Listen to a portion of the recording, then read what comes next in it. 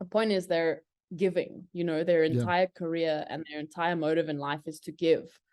And I'm seeing more of that and focusing more on that, which I think is the critical thing, right? If you're only looking for the darkness, you're going to see it. So if you're looking for the light, you're going to, you need to look for it. It's not going to slap you in the face. So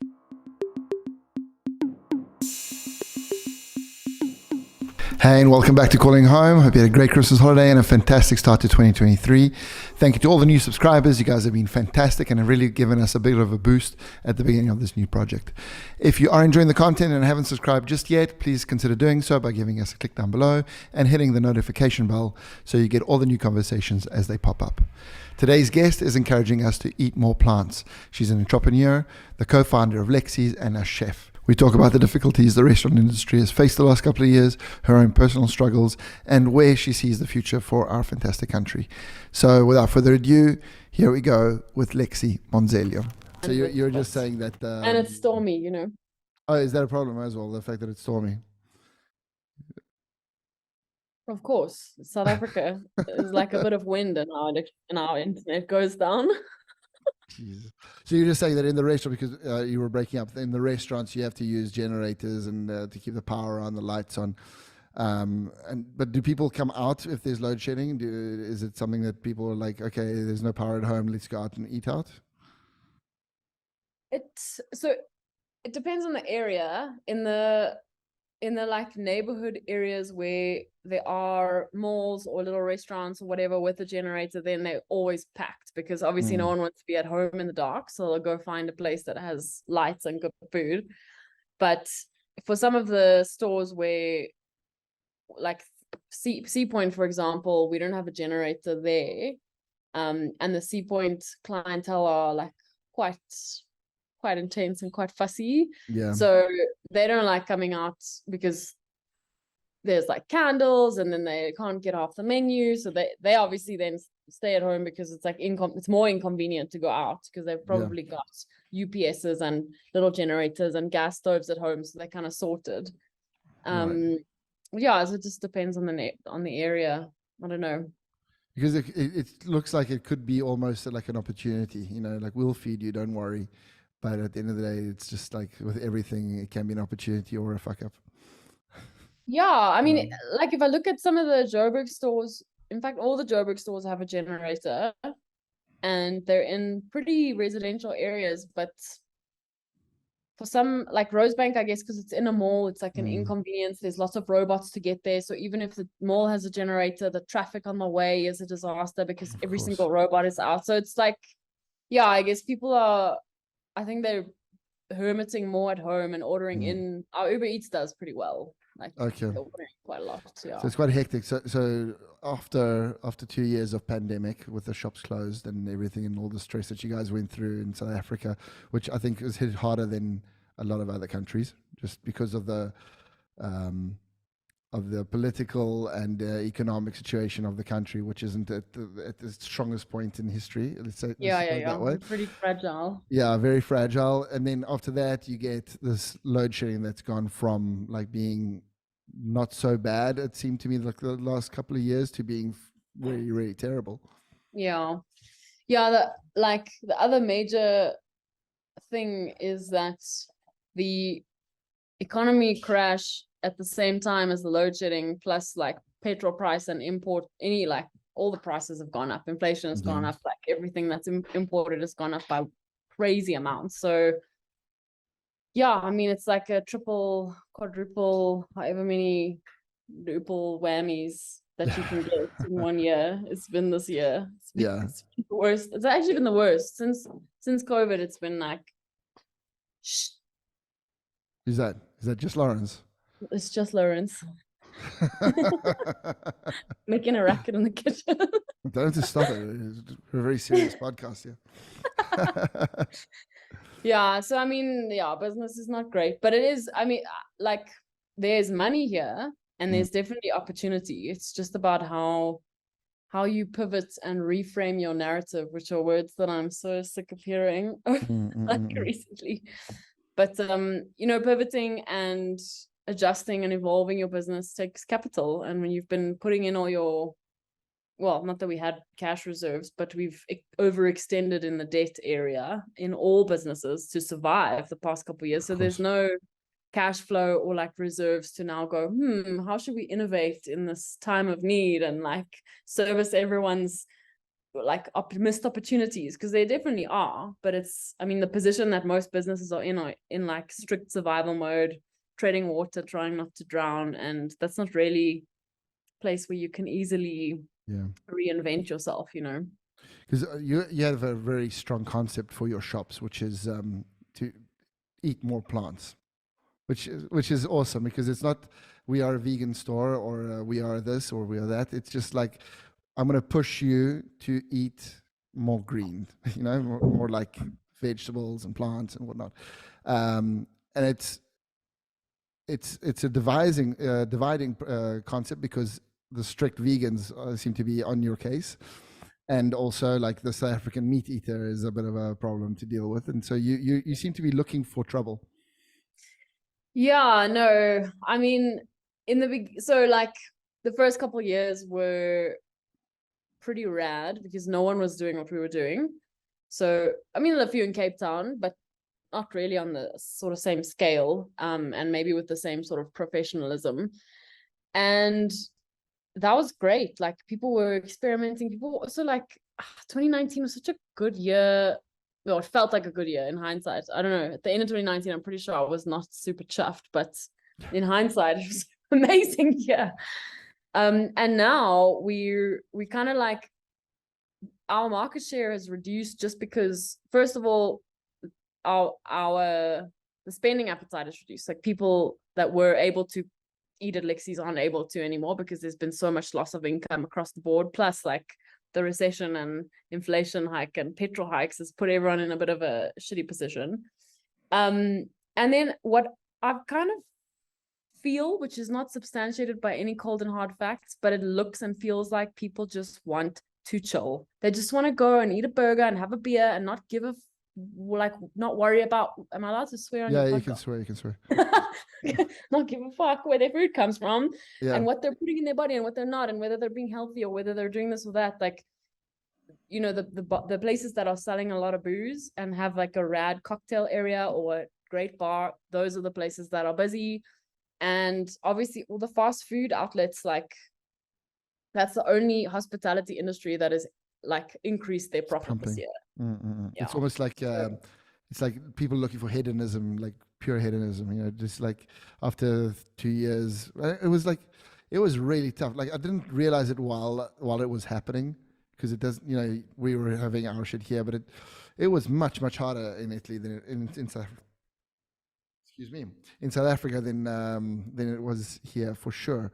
I mean, I'm sure there are people that struggled here as well, but we had these big summer like respites where everything opened up again, like to 90%. The only people that were really struggling were people in theater or music, but restaurants were doing okay. I think actually a lot of restaurants did a lot better because people were doing what you're saying now, is like everybody wanted to go out, everybody wanted to party, and so like the restaurants were full, and then we did another shutdown, and then it was open again, and it was done, you know. And it's like now people are just like, oh, whatever, what the fuck. And a lot of the pros that came out of the fact that, you know, to help the restaurants, they finally allocated parking spaces to shops that had parking spaces in front so that they could put outside tables. Which, I mean, you've been to Milan, there wasn't that many places with outdoor seatings and stuff like that. Now, a lot of restaurants, they only use the outdoor seating, especially in the summer, and they've basically doubled the number of seats that they can do, you know, and at like a very, very competitive price from the city, at least for now, you know. So I think you've seen people that were struggling through it, that now they sort of finding a way to build back because they've been helped a lot. But unfortunately in South Africa, it seems that there isn't that much that a government can do to really help anybody, because they just don't have any money because they steal it all. Yeah, well, I mean, that whole like 5 billion rand relief fund that they boasted about during COVID, we applied for the funding for both, because we hadn't opened C Point yet. We applied for funding, and our staff costs across the two stores were near like 100,000 rand a month. So it's a lot of money, you know. Yeah. Anyway, we got paid for Rosebank, we got paid 6,000 rand, and for Santon we got paid 4,000 rand for like a 200,000 rand wage bill. That's 1 month, and they paid us that for the 3 months that was kind of the harder lockdown. Yeah. That was meant to be the relief funding. I mean, it's a joke. It's not even 10% of 1 month. It's crazy. But 5 billion isn't enough to cover all the restaurants and all the workers in South Africa anyway. Because if you got 100,000 a month, and you've got 4 shops, you know, then you've got like, and everybody has. I mean, there are a lot of restaurants just in Johannesburg and in Cape Town. Don't forget about all the other cities and towns and whatnot. 5 billion for is sure. nothing. Never mind that they didn't pay it all out. They didn't pay it all out, and it should have been like 5 trillion, probably something like that. Yep. Yeah.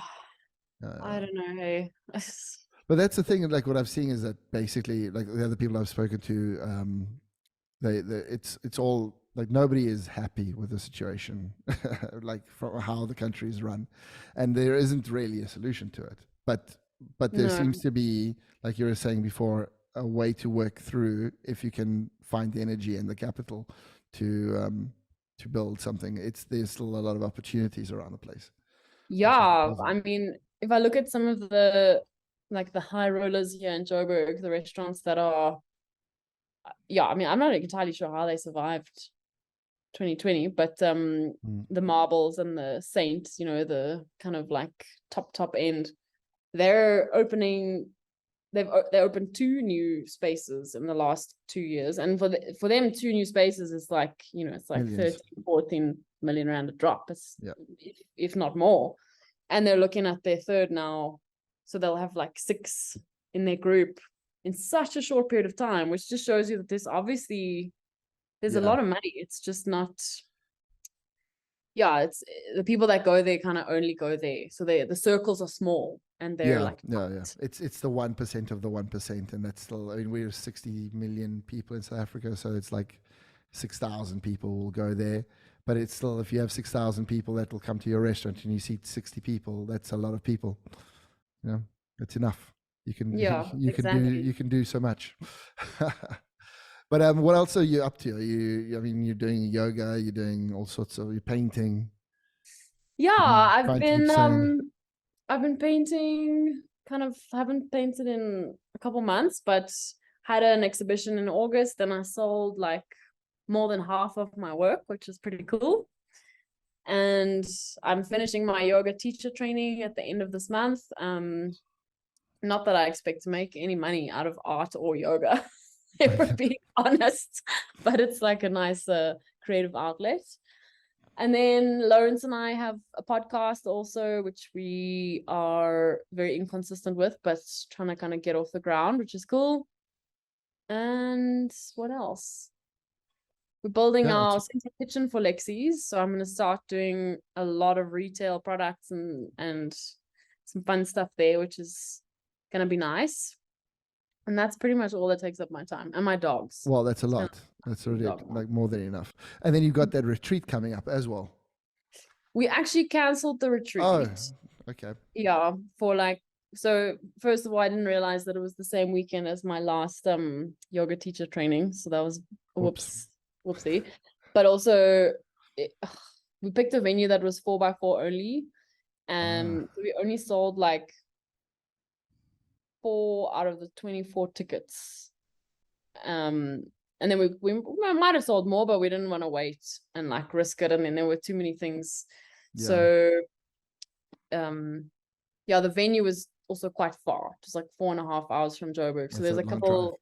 It's too many barriers to entry for the rich. But the idea was rad. I mean, I think it's something that you could definitely repurpose and redo.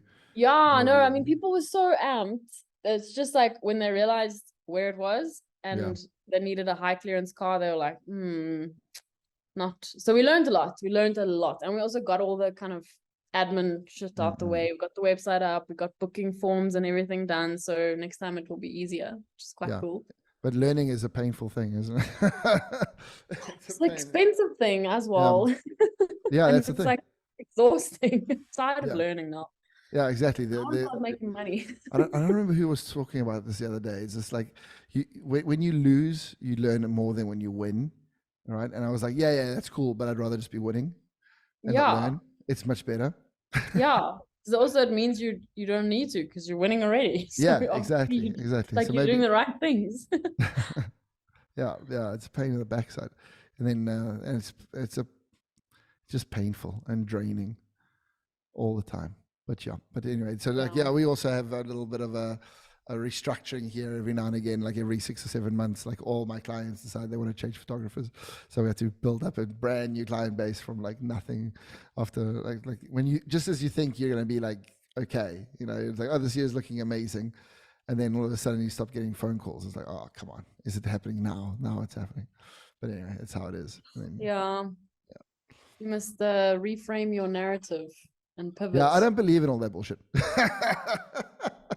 As I you can hear, neither Yeah, do I. yeah, no, yeah. It just really is such a. There are so many like. There's all this like how do you? There's almost like a religion behind this failure to get better sort of stuff, you know, and reframing your narrative and all that kind of stuff. And it's just like, yeah, okay, it doesn't really help me like when I'm in that situation to like help to have that. No, Like that, and also like if you want to do what you're doing, you can't constantly be pivoting and mm-mm. reframing your shit because then by the time you're done, you're not going to be doing this. You're not going to be Yeah, doing what you love anymore either. You're going to be having you have a total different business because you had to wiggle your way into something new, which is yeah, not, not necessarily what you want. I don't want that. I don't want no, to reframe exactly. things, pivot all the time. I want to do what I'm good at. Just keep Exactly. doing But the that. narrative, exactly, your narrative is actually a very strong one. And coming back to that a second is like, um, one of the things that when you started talking about the concept, I was like, this will work for sure because it really does like encapsulate how I feel that the whole like eating plants narrative should go through to become more mainstream and more of a, you know, accepted thing. It's like a moderate way of saying, guys, vegan is the way, but if you can't go vegan, let's just try and eat some more plants. You know, it just makes so much sense to me. As Yeah. dyed in the wool meat eater, and very rarely will I like not have a piece of live animal somewhere on my plate. You know, it's just like, Yeah. but I Look, can, I mean, I'm not a perfect vegan, and I think that's also a big part of why it works because I know what it's like. Like also when I go to my mom's house and she brings out parma ham, I'm like, I'm gonna have some of that because it's delicious. yeah, Or if we're traveling or whatever, or like my dad the other day he had us over for dinner and he doesn't fully understand what vegan is compared to vegetarian, so he always gets it a bit wrong, and they made a melanzane parmigiana, so there was right. just like Cheese. mozzarella and parmesan all over it. But I mean, I had some. I didn't eat a lot because the dairy will make me sick. But I mean, it was such a like sweet and genuine gesture that I couldn't sit there and go, like, I'm not gonna eat that because I'm vegan. I was just like, you know what? He really is trying to accommodate me, and it is gonna be delicious. It's just, Yeah. you don't have to be perfect all the time. And that's also why people I lost you. fail, and it's not necessary. Yeah, absolutely. And then also the fact that if you push people to be trying to like, let's say the stuff that fills you up is the vegetable side of the things, the vegetables and fruits, you know, and then the thing that really like, little bacon bits or whatever it is like, okay, it's an animal, but if you can get it to become that animal coming from like a very a source that treats the animals properly, rather than going factory farming, and because we need factory farming because everybody wants to eat tons of meat. But if we only start eating like the meat as like as a side dish rather than the main dish sort of thing, you make it the little spice that already, Yeah, 100%. you have a nice Does salami. drive Okay, change. cool. Yeah. It just changes completely the industry because people will be needing less meat in general, so there'll be less factory farmings and that kind of stuff. That makes sense. Because then, yeah, I don't see like I would really struggle not to have cheeses. Everyone struggles with the cheese, The man. cheese is a Cheese is tough like one, huh? an addictive, delicious thing. I also, That the only umami. reason if I don't like, if I haven't cut it out so long ago, I'll probably still be eating cheese, but because I'd be like secretly eating cheese all the time because it's Yeah. so delicious. But I'm so allergic, or like it reacts so badly that I just like I don't. So it's an easy win That's for me. lucky. Oh, It's like it being is. celiac and not eating bread. Because for Yeah, I me, know, but I couldn't live without bread. If I was celiac, I think I'd die. oh, well, that's all right then. As long as you're sure about that. It's like, make a choice. Don't stay on the wall. Eating a Just like, baguette, like just fine, dying. my last Uh, meal. Just just gonna like die slowly now. falling into a puddle of yourself. That's sick. So what are your Yeah. paintings of? I've started baking sourdough Oh, I also. saw that. I saw that on Instagram. I saw that. Um, That's sick. It just looks like a pain in the ass to do. actually, I started making pizza as well. Pizza dough. I mean, it's time consuming. Yeah, Is this thing lagging now? it's lagging a little bit, but it's all right. Let me see if I can switch my internet. Oh, it's the weather, man. It's the weather. The weather and the shared internet. But so I've actually It's funny because it works as long as you don't talk.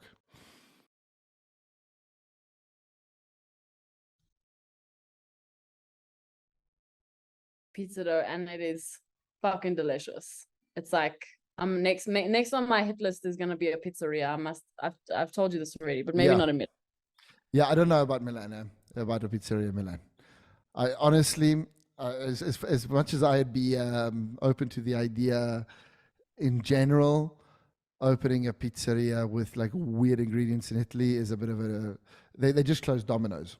Just. Yeah, but that makes sense because it's short, like horse shit. But it's not. You know what it is that people just didn't go. Like myself, I went and my brother went because we were looking for like that shitty American style pizza, just to like change it. You know, barbecue chicken on the pizza, pineapple, all those weird things that you can't get anywhere else. Yeah. Yeah. So you would go for it, and then there are millions of gourmet pizza shops everywhere, like millions. Yeah, but they're all like the same, right? They all have the same sort of stuff on them.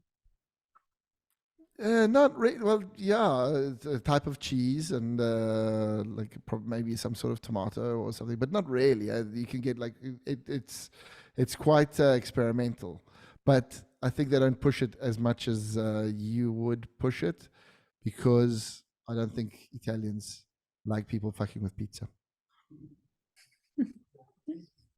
Yeah. It's weird. I think it's one of those. It's like a holy grail, like literally. Like even coffee was a problem. Like Starbucks opened in Milan, but they couldn't open without not Spontini, Princi. Princi is like a big chain of pastry shops and bread shops, and basically Starbucks arrived and they went into partnership with Princi, so all the Starbucks are actually Princi shops, and they're all like the high end Starbucks, like the really nice ones. They're not like the shitty coffee shop ones. So they needed like an Italian inn to bring their coffees in, and I still see only people getting like, except for like models, everybody else is just like an espresso. Okay. No, I don't know. Well, I mean, the chances that I But can go for it. Try it. open something in Milan anytime soon is very slim. So when the time comes, we can talk about this again. Yeah, we can discuss it. I'll trial it in Cape Town and get it waxed. I reckon in Cape Town it'll kill. Like all your stuff. I mean, I'm sure Lexi's Cape Town is doing all right. People like it. And the people that I've taken there all love it. Yeah, no, Cape Town, I mean, the people love us in Cape Town. The store is not performing that well, but that's like complicated load shedding and like riots and staff issues and out of stock issues because of, yeah, it's like a whole long story. But yeah, the Cape Townians like innovative stuff. So yeah, Cape Town for me is like the city. Like I always tell people, and people are surprised, but for me, it's one of the best culinary cities in the world.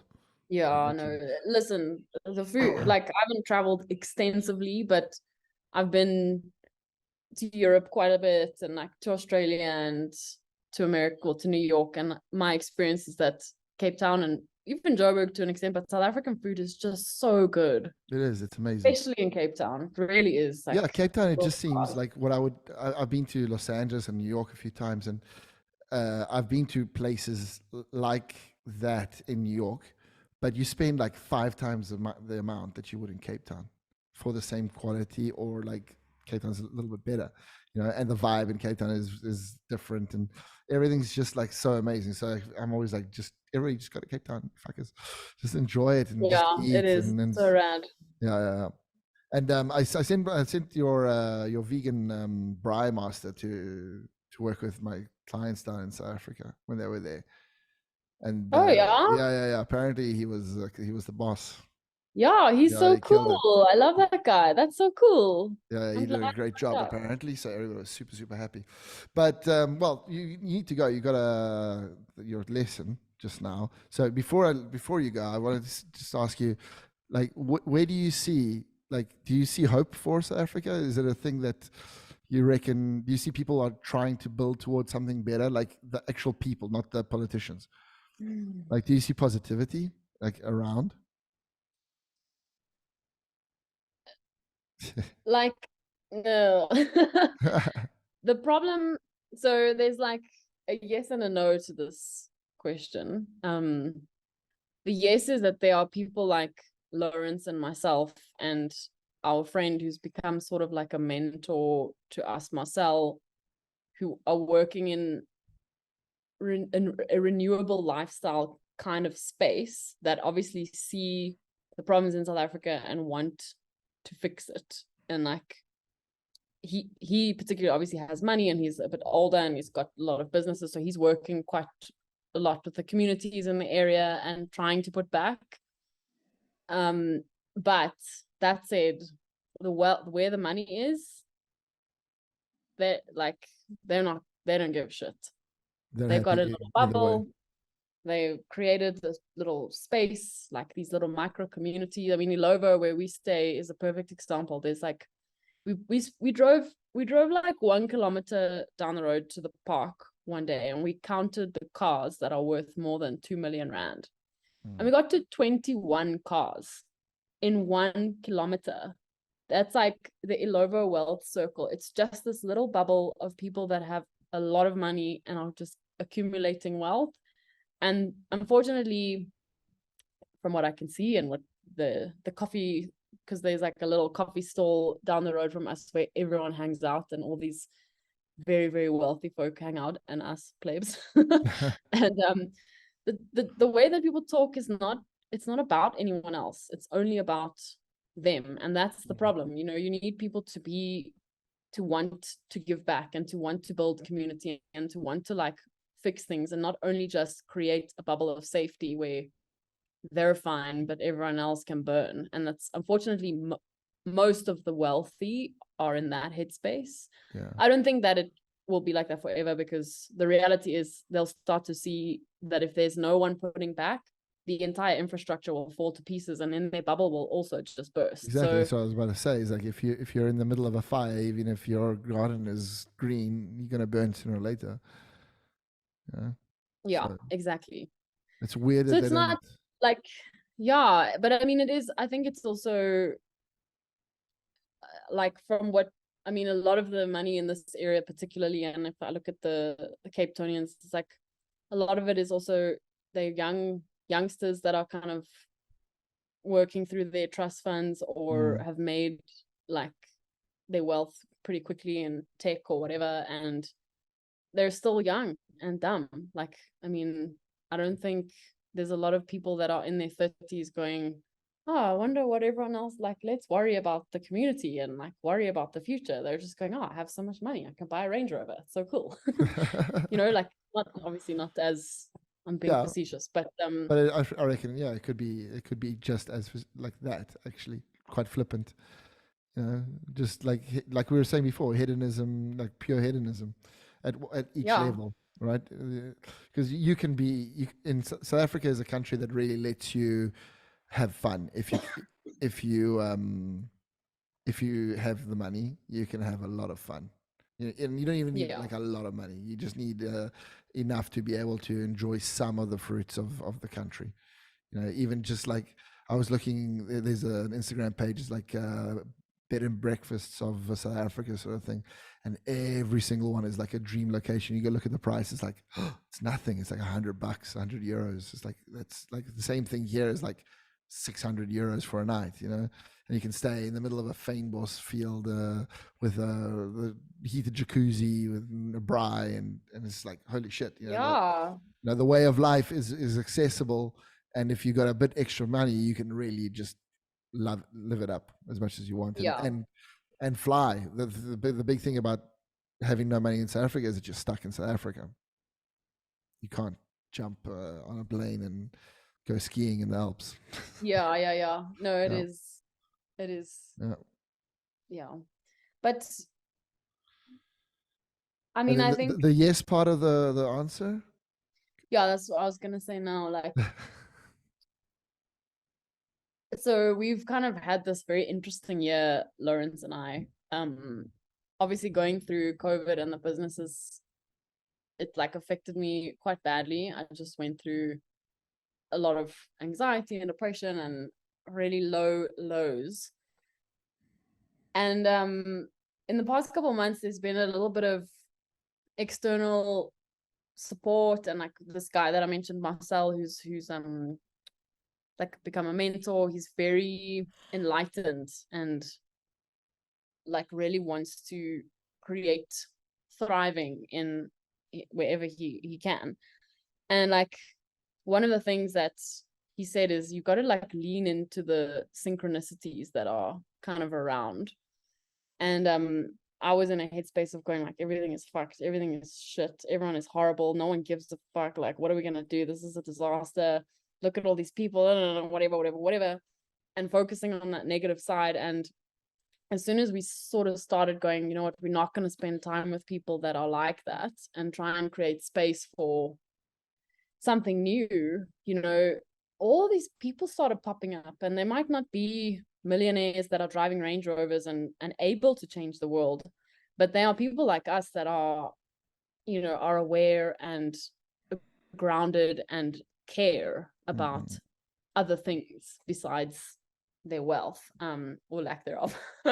And like those kinds of interactions are becoming more and more frequent. Like the other day we bumped into these people at the park, and the one lady works with like startups, and she's just builds these businesses in South Africa, and it's all about diversity and like innovation and pushing people into this new space and like creating support and like basically coaching young entrepreneurs to build something. And the partner, the gent, is in like healing and body healing and mind healing and whatever, and it sounds like a little bit ethereal, but the point is they're giving, their entire career and their entire motive in life is to give.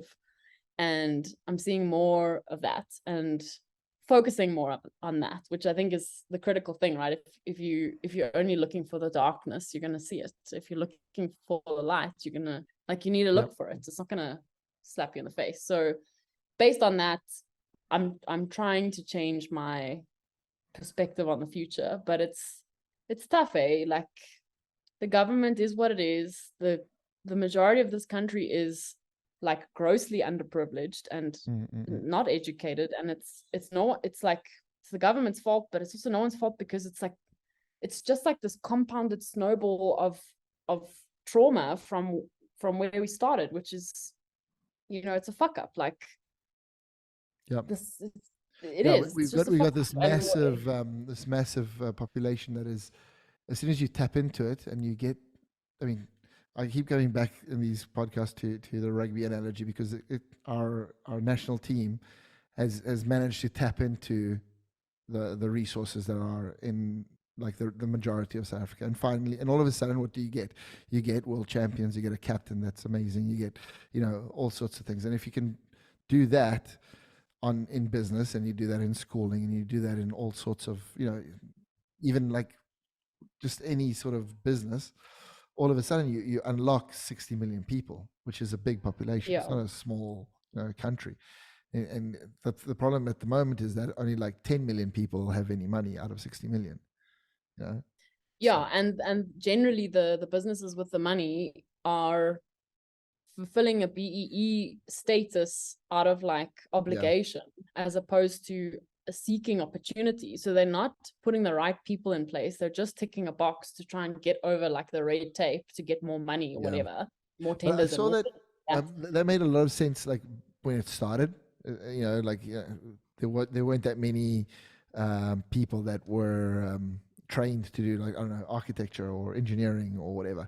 But don't you think that's sort of changed now, where more people are coming through the system, so you can actually choose like 3 or 4 engineers. Like it shouldn't be a problem to find a person that knows what they're doing. I think the problem is that No. I 100% think there are people capable of filling those roles that are BE compliant, like, and previously disadvantaged, whatever. But the problem is that the employers and the people that are running these companies are generally older white men who don't necessarily believe that the system is designed to succeed. So they're not vetting the candidates the way they should. They're not looking for a good candidate because they don't think there is a good candidate. They're going, we just need to fill this box, hire someone, interview 5 people, pick this person, carry on, as opposed to going, we need a good engineer. Where should we look? Okay, this is the class from Wits this year. These are the black kids, or the Indian kids, the whatever kids. Like, we need to pick. Being a little bit not politically correct right now, but whatever. You know what I'm saying? Like, it's the end of the podcast. Very few people arrived to this point. Don't worry about it. So it's like you can find amazing people. I mean, if I look at my staff, I've got such incredible characters there that they fill every BE quota that like our business is run by the majority of South Africa. It's amazing. And they're good people, but it took a long time to get them. It took a lot of shit to get them. It took a lot of bad apples to get to the point where we now have a good team. And we did it because we wanted to empower people, and we didn't want to just cop out and go, okay, we're just going to stick a white manager in here because it's easier. Like, it's easier because that's your circle. That's where you're exposed to. That's who you're familiar with. That's who like comes across your path all the time. You have to go looking for the good people outside of your realm of comfort to find them, and people aren't doing that. It's the hardest part of it, because obviously when I hire my assistants and whatnot, it's of course it's going to be the people that are like closer to me, in some way, because we speak the same language, if nothing else, or if it can be anything. Maybe like I've got 2 assistants that I work with a lot now. One's a guy, one's a girl. The girl lives literally like 5 minutes away from the studio. Perfect, because I can call her up and she can pop into the studio if for emergencies and whatnot. So location, geography, all sorts of things play into like the people that you choose to do. And to add to all this complexity, which is already enough, you also have quotas and all that kind of stuff to deal with, which becomes like a real headache for anything. But I think there are probably better ways of doing it than how the government has tried to implement this in general. But but like, even just like, give me a tax, rather than making a quota, give me a tax break. If I hire the people, if you touch my money, I'll be happier to, if you leave more money in my pocket, I'll be happy to hire somebody. You gotta, if you want to move the needle, you gotta move the cheese, or exactly. So that would be the ideal thing. Like, make it like a proactive thing rather than a defensive. Yeah. Anyway, Lex, you gotta go become a yoga teacher. It's just now. Just now. Sure, time just flies, eh? I know, it's crazy when you got these microphones in. Do you have did you get all the answers you were looking for? I don't know. We'll have to do more of these, I'm sure. 100%. We're gonna have to do like specific topics. No, but this is good. I enjoyed this. This is fine. This is exactly what I like to do. It's like we just talked and it flowed. So it's perfect. Okay, nice. Yeah, absolutely. Plug your podcast. Tell us where we can find you. Oh yeah, our podcast is called Under the Bougainvillea. It's on Instagram, under underscore the bougainvillea, which Yeah, is a spell it. terrible. Such a bad name, Lex. I know. But it's Oh, the fine. underscore part is, but you can find it. It's got a little cute flower. There's also not a Yeah. lot of Well, bougainvillea. yeah, but nobody knows how to write bougainvillea. Bougainvillea. Woo! That's it. Nice one.